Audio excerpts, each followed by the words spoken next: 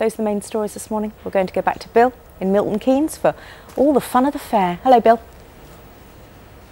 Morning, Sean. Yes, they've got the Easter Fair here this week, and they've got all the things you need for an election, really. Swings and roundabouts and a coconut shy just next to me here and a bouncy castle. So any number of political analogies. I've got a special friend that I want you to meet, though.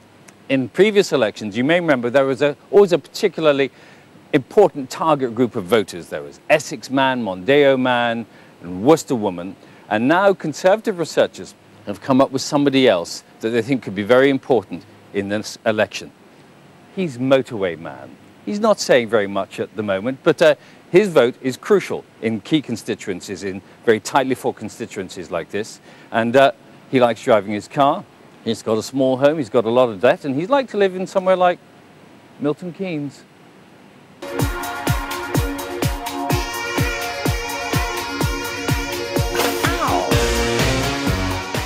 He's the man all the parties want to impress. He's got a decent job, likes his motor, and of course, he's going places. He's Motorway Man, or woman. And the big question is, who's he going to vote for in this election? You think you might be related to Motorway Man here? What are you thinking about the way you might vote this time? To be honest, I'm not entirely sure yet. I'm thinking it might be Tory, but I think then again it might be Gordon Brown still.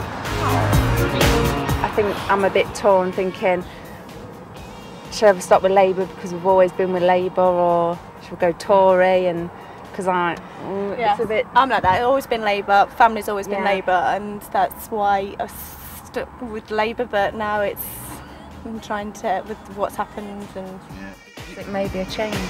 That don't impress me much. So what else do we know about Motorway Man? Well, he's a homeowner, in his mid-30s, probably married but without any kids, and not surprisingly, lives close to a motorway. So how do the experts think he or she might vote? We've looked at YouGov analysis and we've seen how they've changed over the last 5 years. In 2005, in 1997, they would have been very much New Labour, but now they have changed over that period of time. They're very much blue now, so they are an opportunity for Cameron. Will Motorway Man then really give the Conservatives a head start in the race to number 10? I don't know whether they're all as bad as each other, to tell you the truth, you know. Once all the people come on TV and put forward what they want, then I'll probably choose. And when they're taking it easy, the best place to find these swing voters is where they practice their swing. I have no allegiance at the moment. I don't have any with David Cameron or Gordon Brown. They would really have to win my vote, and so far neither of them have really done it for me. How big an issue is the financial aspect for you in this election? Well, I mean, if I had any money left for them to manage, I think that would be ideal. But no, I actually don't think I'm doing too bad at the moment. The interest rates are low for my mortgage. I'm very pleased with that. But I don't think the Conservatives are going to do any better. What's clear around here is that there are plenty of motorway men and women, but lots of them still undecided as to how they're going to vote. And you can ask some of them as many times as you like, and they just can't say.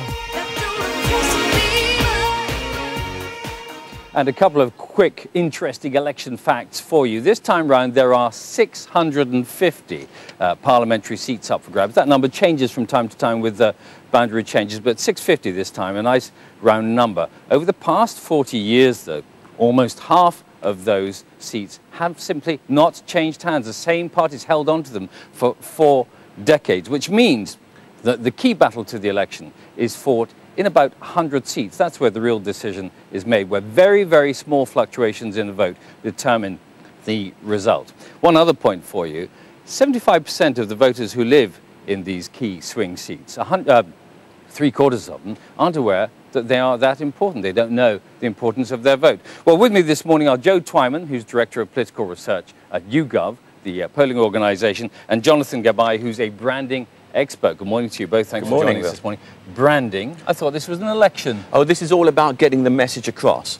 Getting the message across in a succinct, clear way so that people know what's going on and why they should actually go out there and vote, so that they have a choice. It's all about, there's so much choice out there at the moment in terms of confusing messages that you need branding through marketing, through PR, through advertising, to make sure that people understand that message. And Joe, the voters here in both Milton Keynes constituencies do have a disproportionate effect on the whole result, don't Yeah, that's right. If the Conservatives are going to form a government, they have to win in Milton Keynes North and Milton Keynes South and other constituencies like that. And so it's very important for them. I mean, things have changed with, I don't want to get too much into technical details, but we have things called notional majorities. So one of the seats here belongs to what belonged to the Conservatives, but is now notionally Labour because of the way they've changed the boundaries. That's right. And you mentioned that 75% of people don't know. Well, with all the boundary changes, it's perhaps not surprising, but something tells me that in the next 4 weeks, places like this will be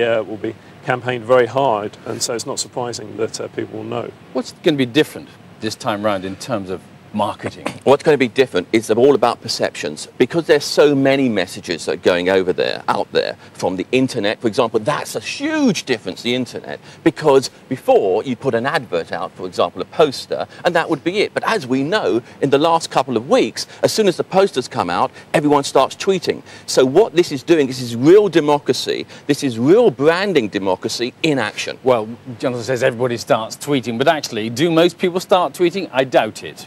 Probably not, particularly not for this election. I'm sorry, Joe, I'll take you up on that one. I imagine it's probably not over 50%.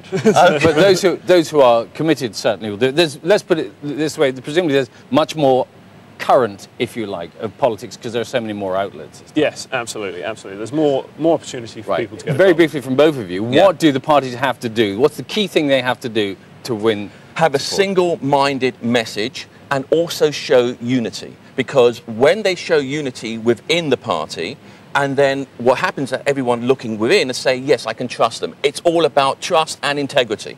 They need to get as many of their core voters voting, they need to get as many floating voters moving over to their side, and they need to get more votes than the other parties. Don't they need also to get them interested? Because a lot of them say they're already fed up. Well, that's where branding comes into it, to make sure that they understand that message. From every single point of view, from the Twitter point of view, from the PR point of view, even from the wives' point of view. It's all a big message. All right, gentlemen, thanks very much. You get to do more fisticuffs later. Okay.